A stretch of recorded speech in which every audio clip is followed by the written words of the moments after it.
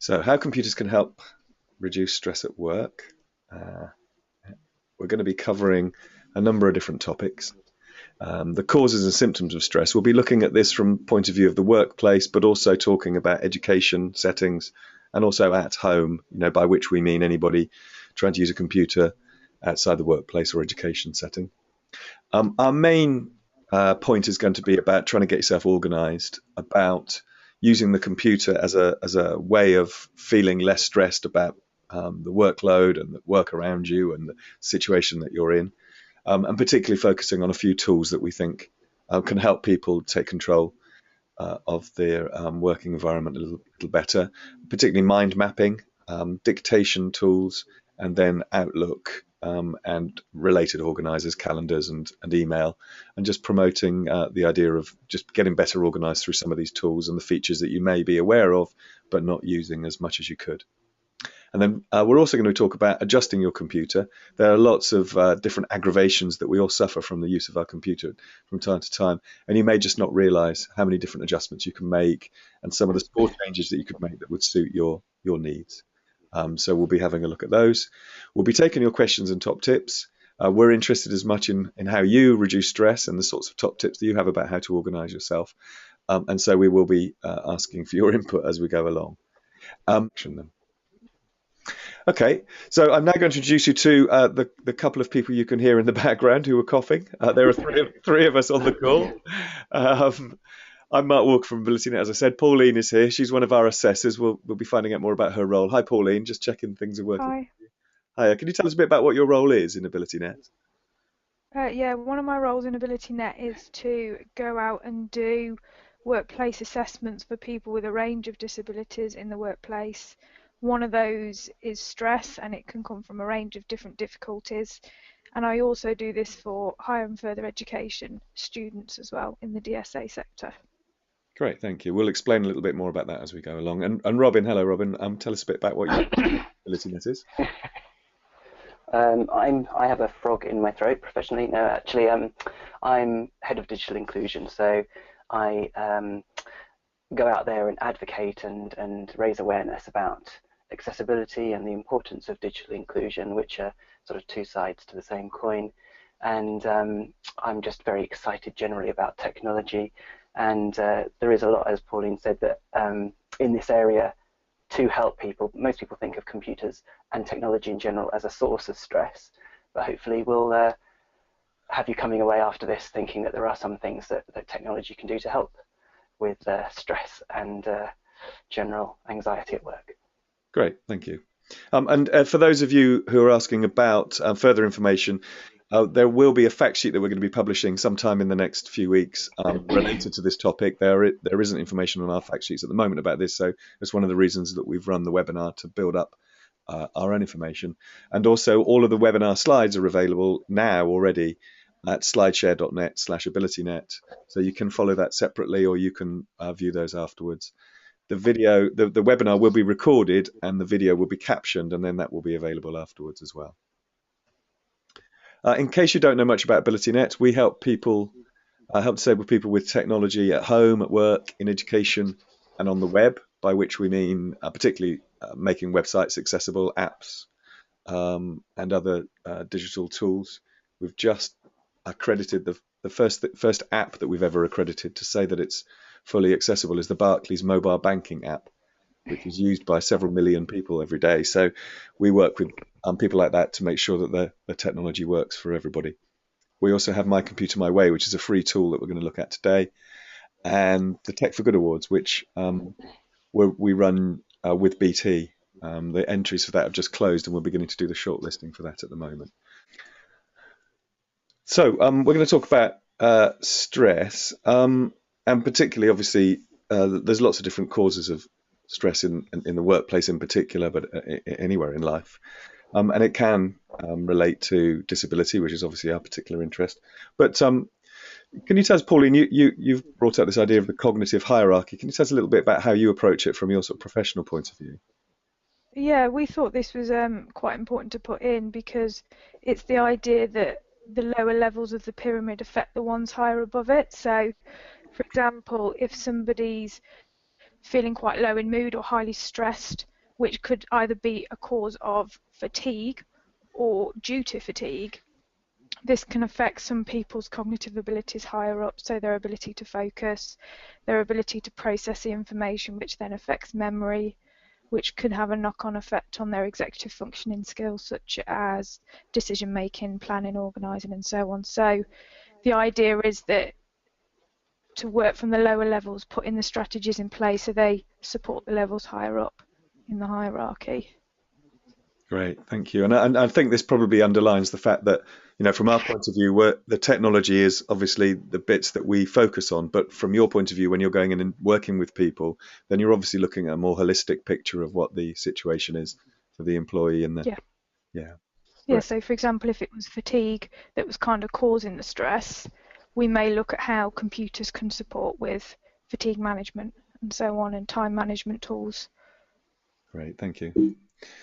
And Robin, obviously it does relate to disabilities and impairments, and there probably are lots of different reasons why someone could have stress caused by lots of different settings, but in particular, obviously it could relate to disability.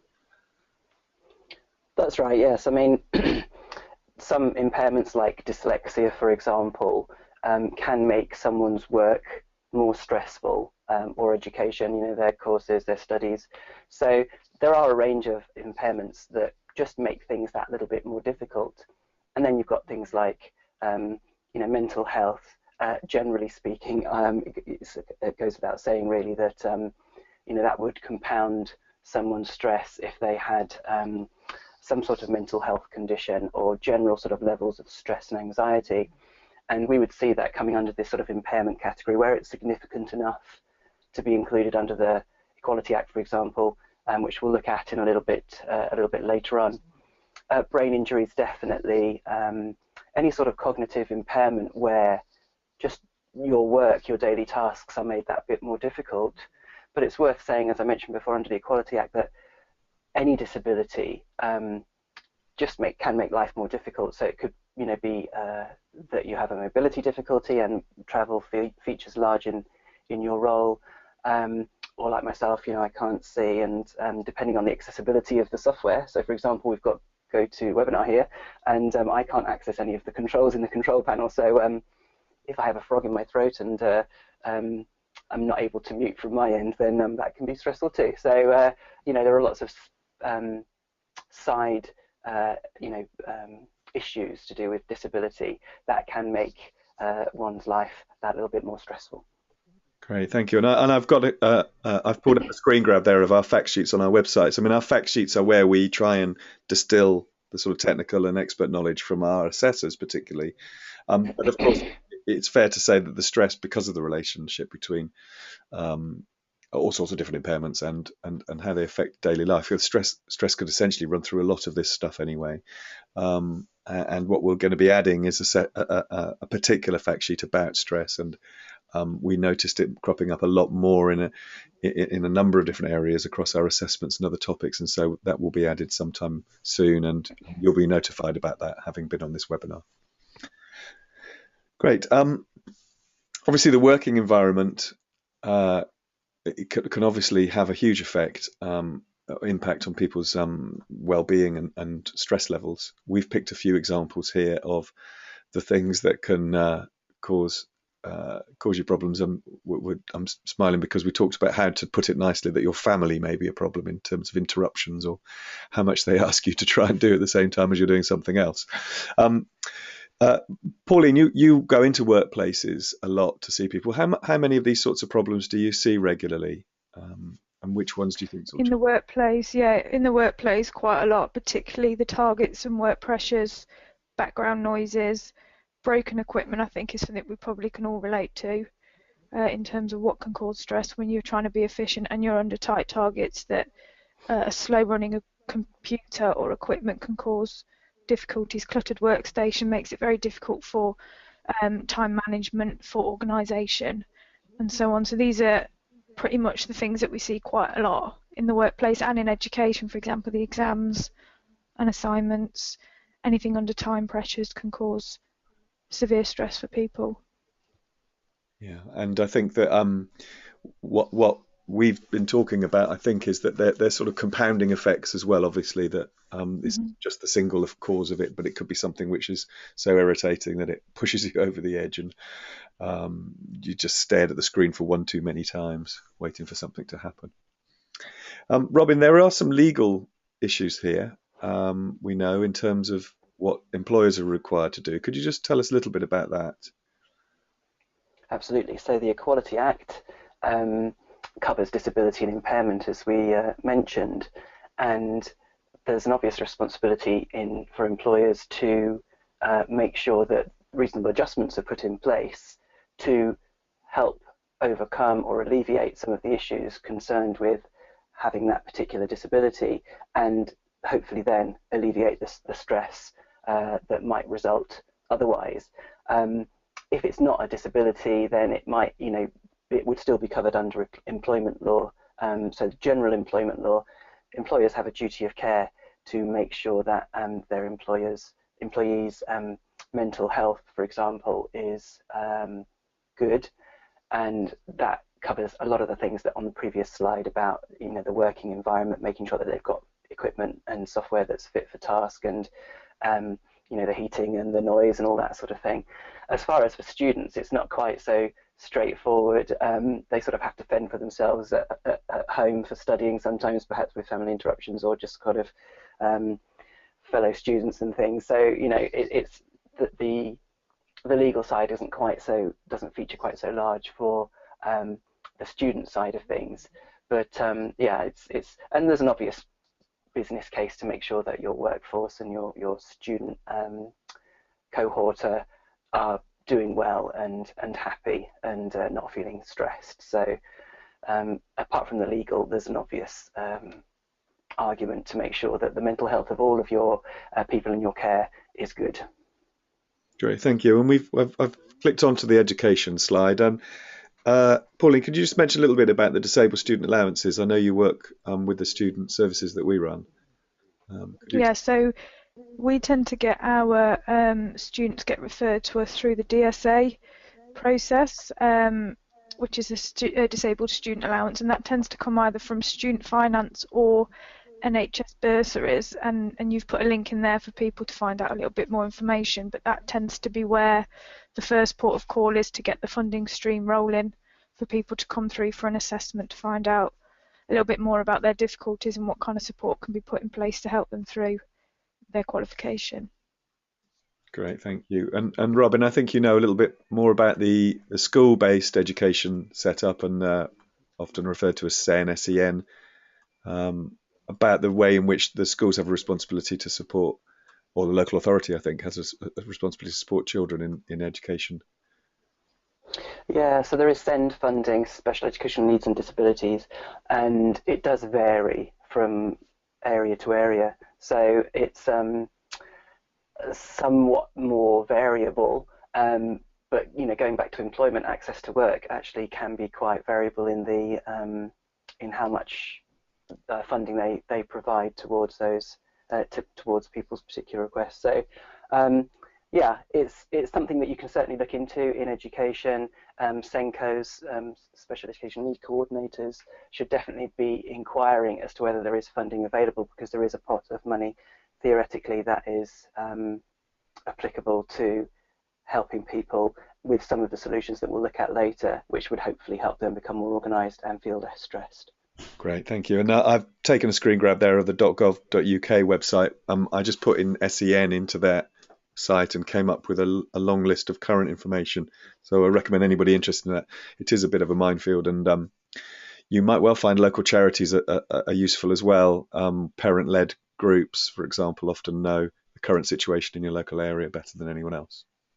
Just to mention the education side again, in terms of student finance and NHS bursaries, that can be for any level qualification. It's not just undergraduate students, it can be for postgraduate, doctorate students.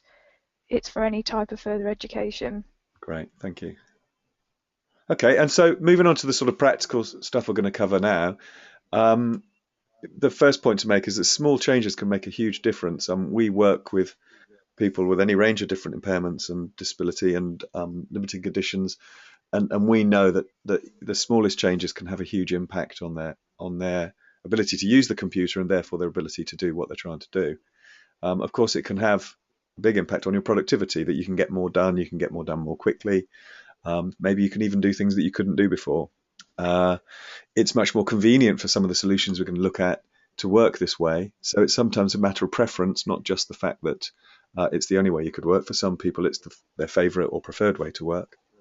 And we're going to mention it in passing, but I think intrinsic to all that we're talking about is the sort of mobile options, a smartphone that's helping to track your email or reminding you about tasks, or pops up when you enter a particular building to say, don't forget you were going to do this when you got here. That's changing very, very rapidly. We haven't gone into a huge amount of detail because it's so difficult to anticipate exactly what people may need. But the way that mobile is changing is hugely exciting in terms of the ability to sort of share tools and services with people in new ways.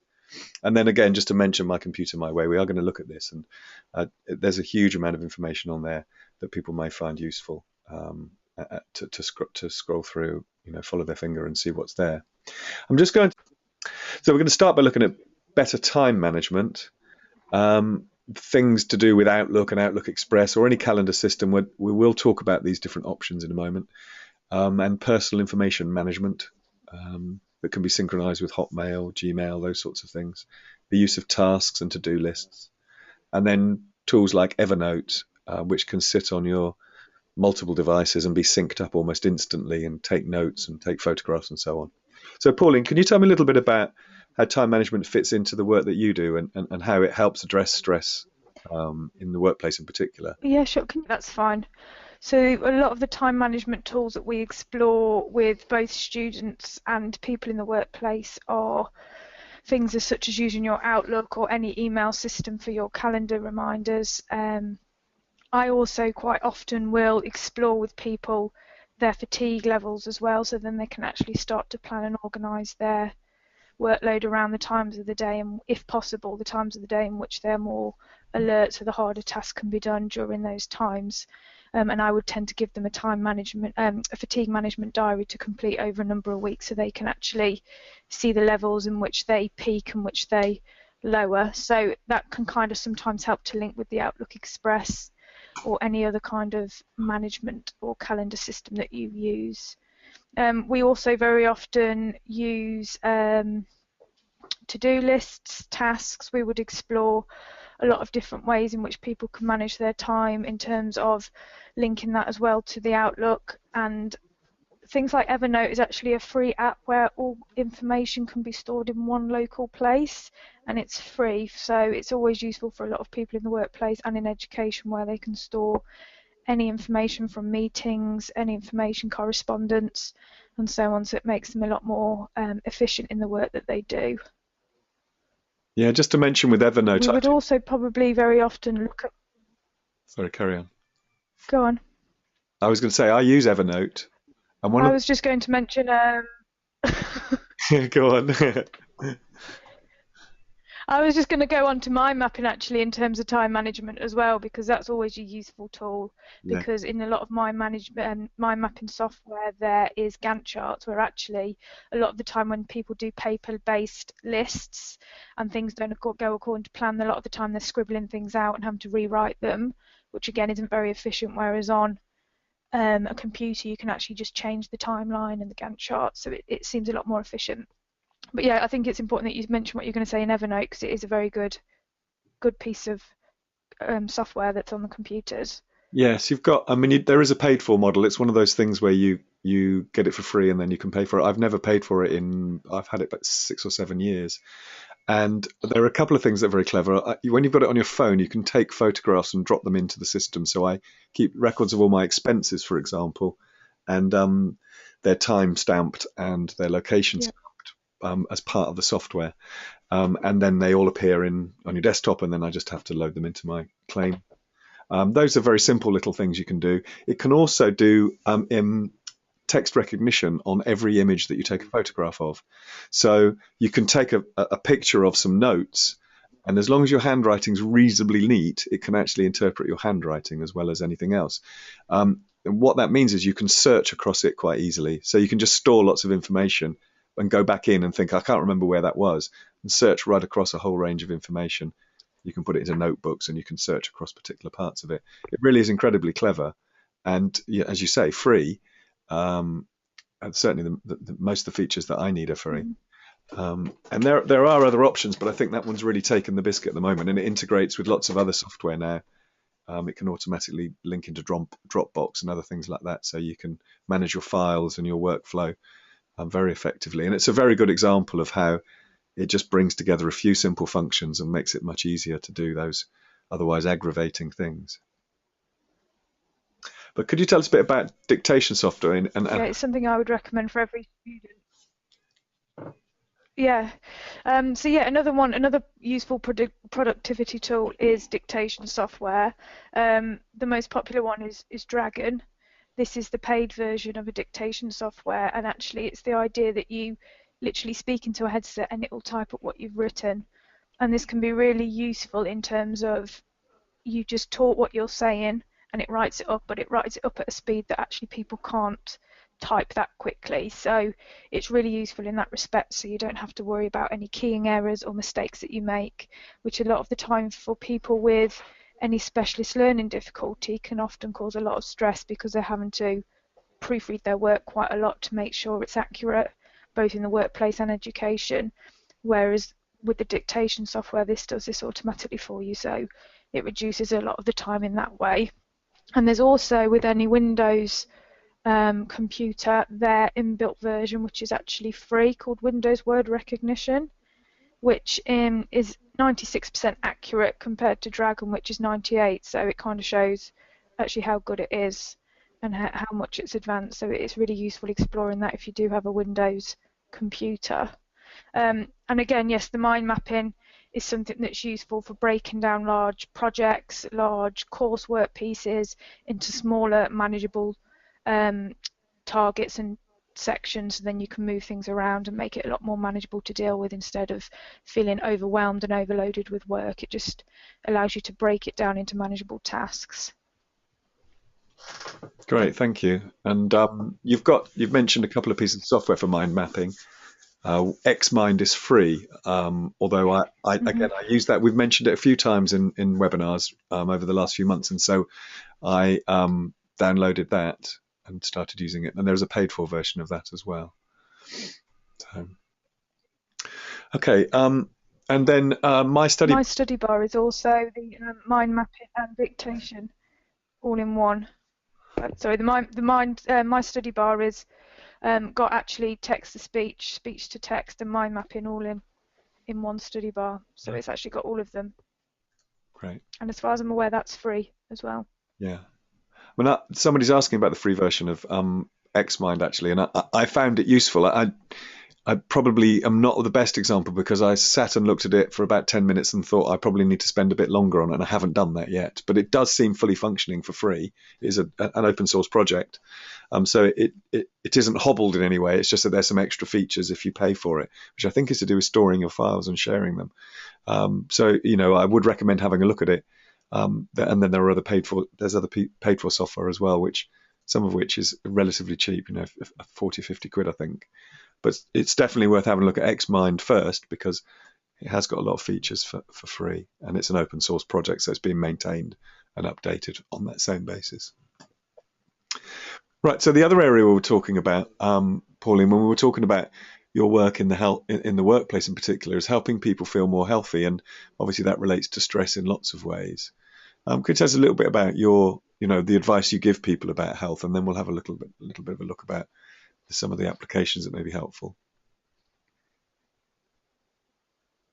Yeah, so I guess this links back a little bit to where I mentioned before about the fatigue management diary that I would tend to hand out to a lot of individuals in the workplace, and then they can start to monitor their levels of fatigue on a scale, and in those sections they would also be writing down the kind of food they've been eating, the tasks they've been doing, what they've been drinking, and it kind of gives them over a number of weeks an idea of what kind of things are causing high levels of energy, or what kind of food is supporting them, what times of the day they're more likely to be able to be alert to work on certain tasks, and it just allows them to manage their time a lot more effectively And obviously at the same time we would also be exploring with them the types of food that actually are known to give you energy and the types of food to avoid at certain times of the day.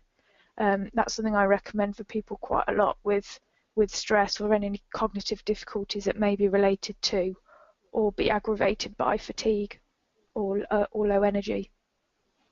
Great, thank you. And then we've got some examples here. Obviously, with the Apple Watch and Fitbit and things like that, people are able to monitor and sort of consider their own health issues, perhaps more than they could before.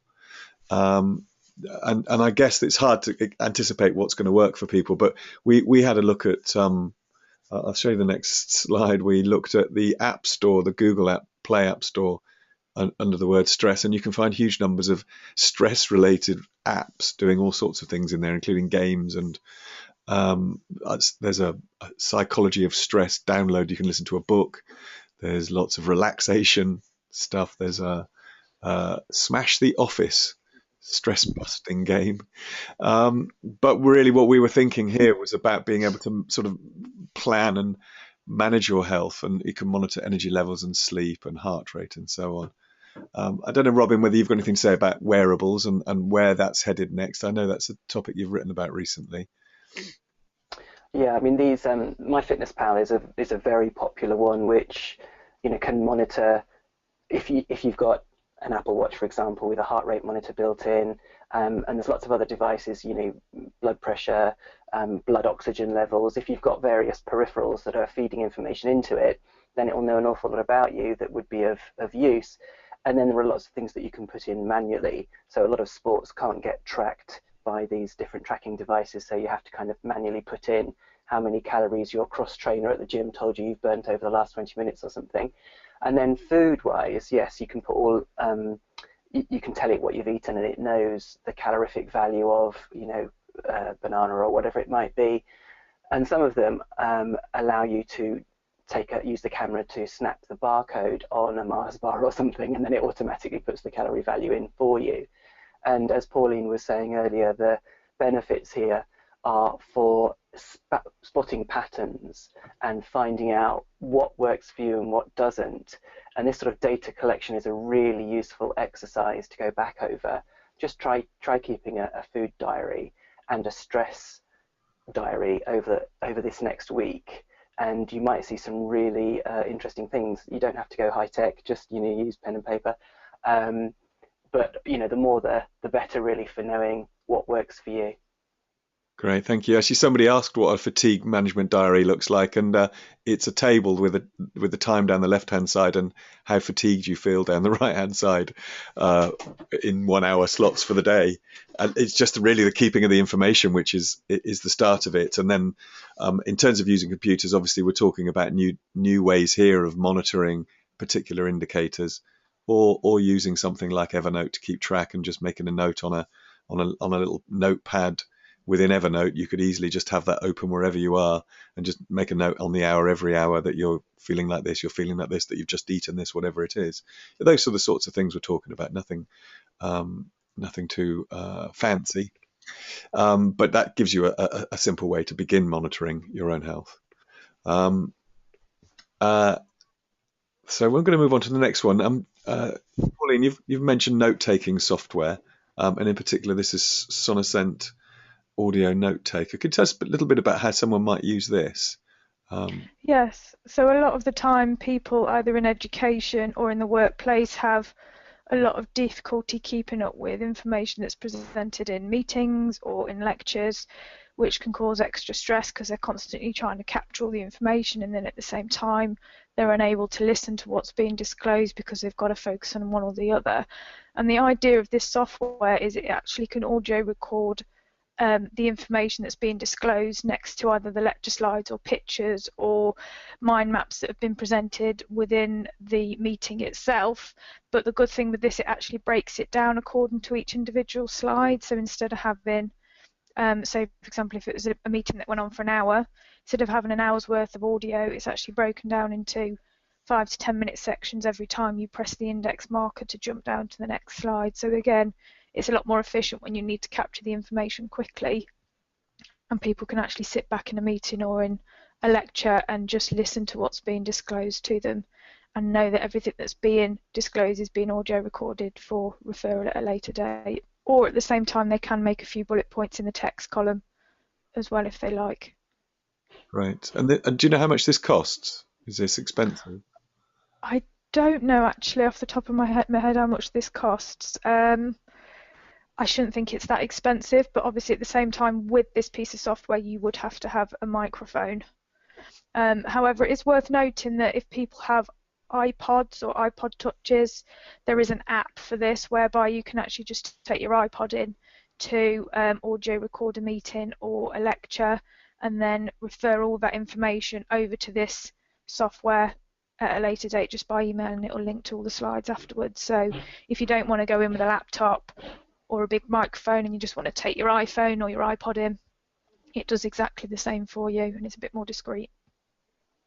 Great, thank you. And I mean, again, that's where Evernote is equally those sorts of applications which can join the dots between things that you've recorded, which you can have in a sound. You could be taking photographs of key things that are happening on screen if you're in front of a lecture in a lecture theatre, and you can add your own notes as you go along. That could be done on a laptop or a phone or whatever you're using.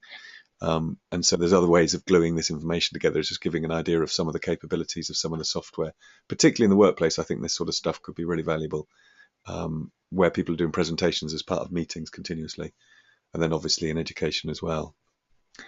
Yeah, the presentation side of things, sorry Mark, the presentation side of things is really useful for people in the workplace who get very anxious and stressed about giving presentations, because actually with this piece of software they can actually download their own PowerPoint slides and at home or at work actually practice giving the presentation and listening back to themselves. So it kind of reduces those stress levels in so much as they get to listen back to their practices and seeing where things need to be changed. So when they go into present a presentation, they feel a lot more confident in what they're going to be disclosing to their team.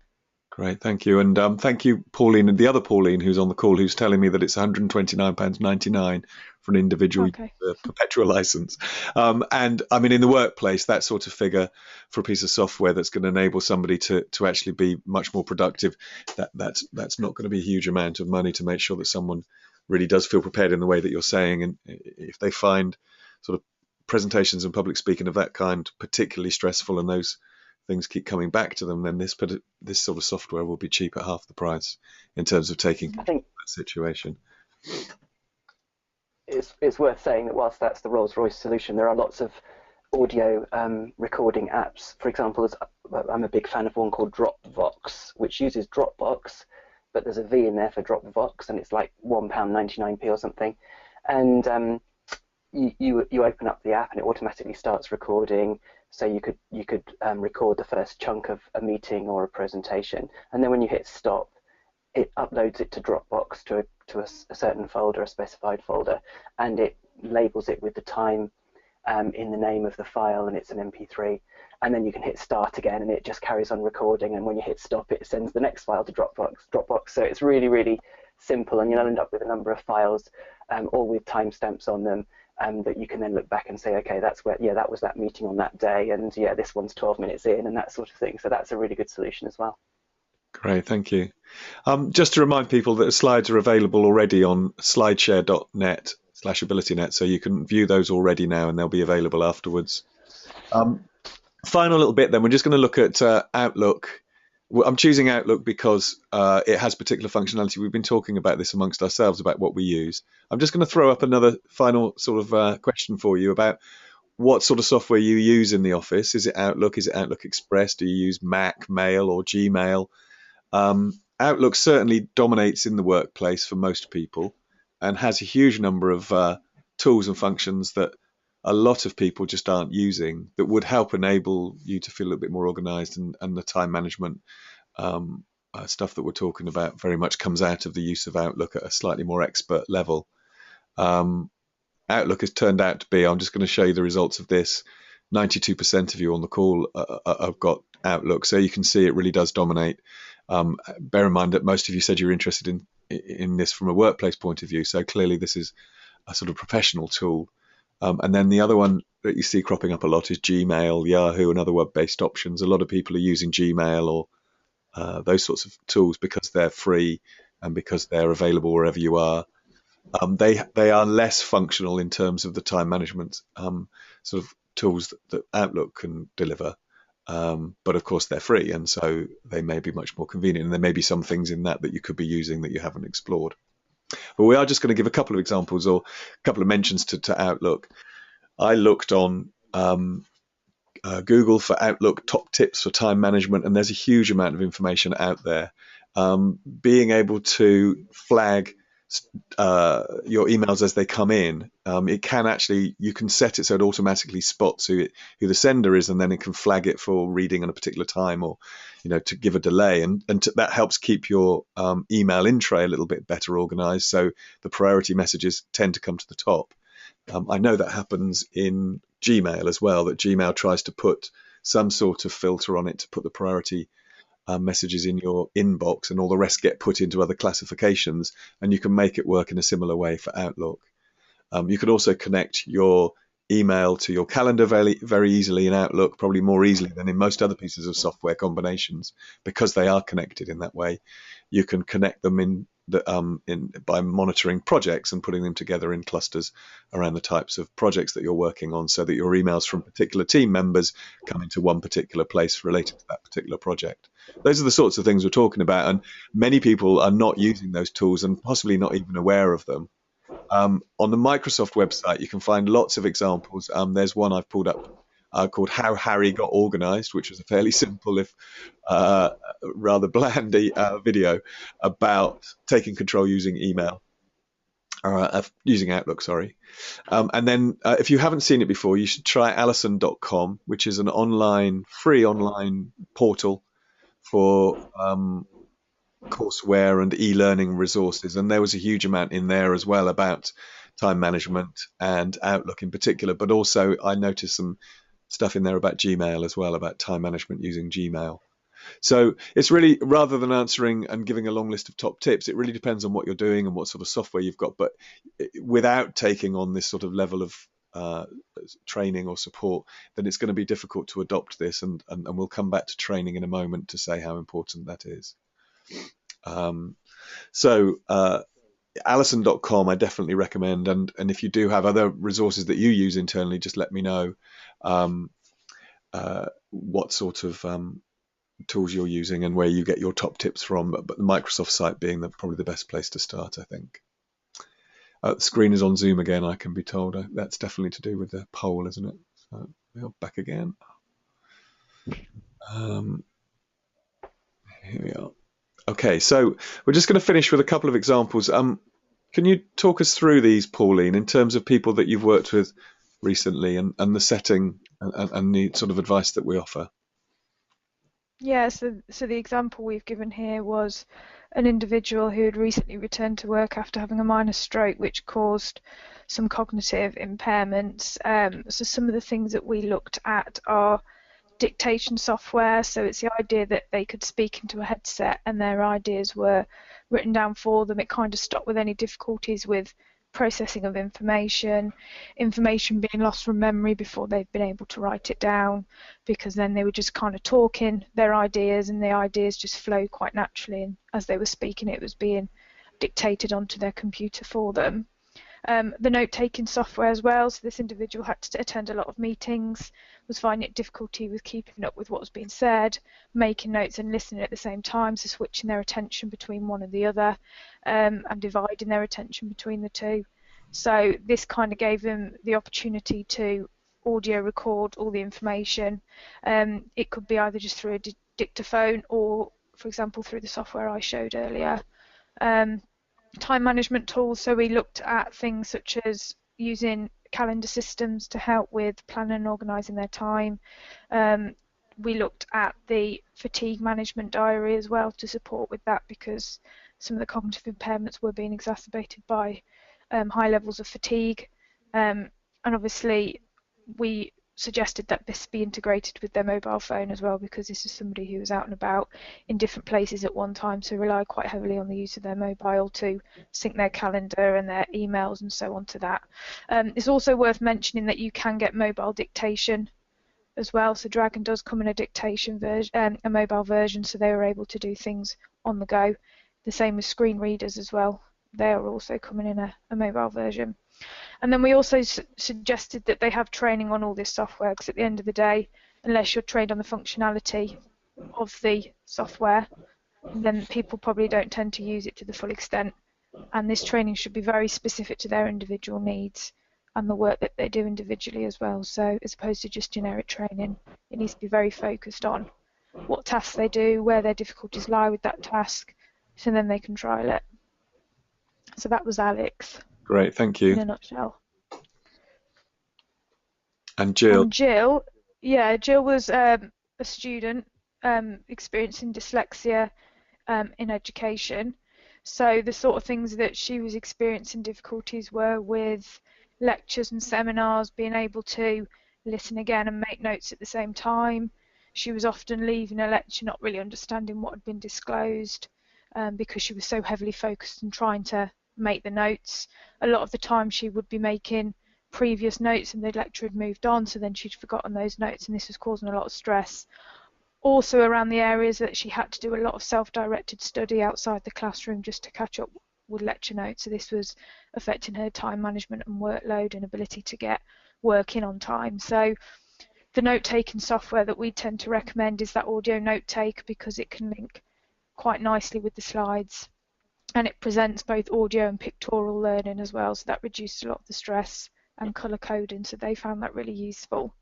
The screen reader and dictation software again is useful for the dyslexia in so much as allowing them to get the information down before they forget it. A lot of the time people experience stress because they have the thoughts in their heads, but actually trying to get it down into the written form can be quite difficult, so verbal articulation of their ideas is preferred, and that's what the dictation software allows. And the screen reader is a piece of software that can actually read information out loud to you. So again, it helps with processing of information, comprehension of the material being disclosed, and they can digest it in speed in which they prefer as well.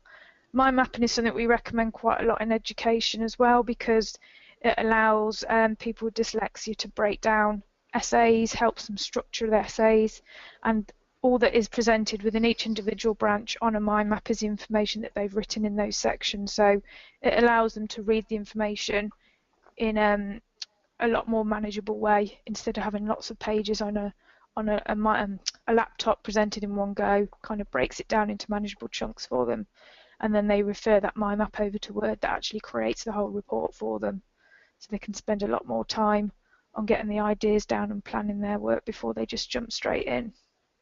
And again, with the training, we need to make sure that everyone's having training on the software so they use it effectively according to their course and what they need to get done for their course.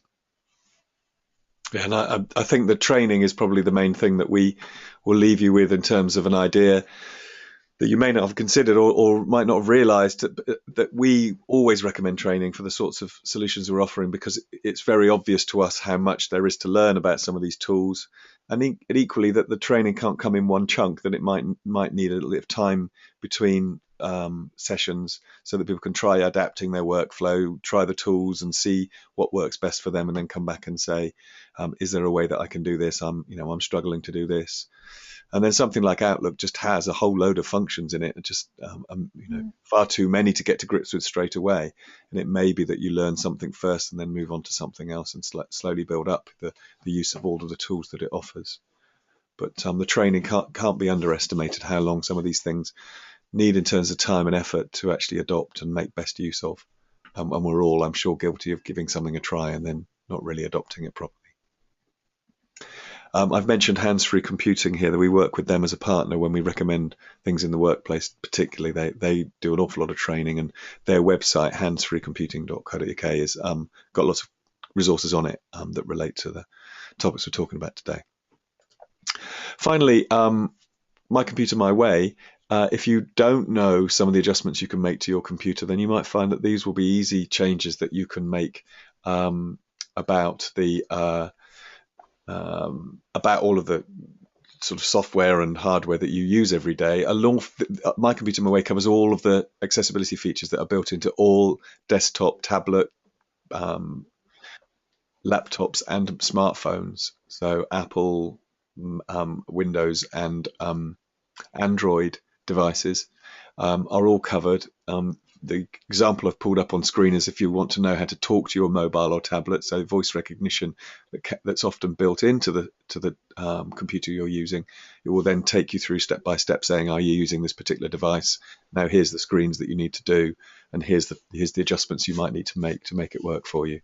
And a lot of those little changes could have a huge effect. Do let us know. Thank you very much to Pauline and Robin for your expert input.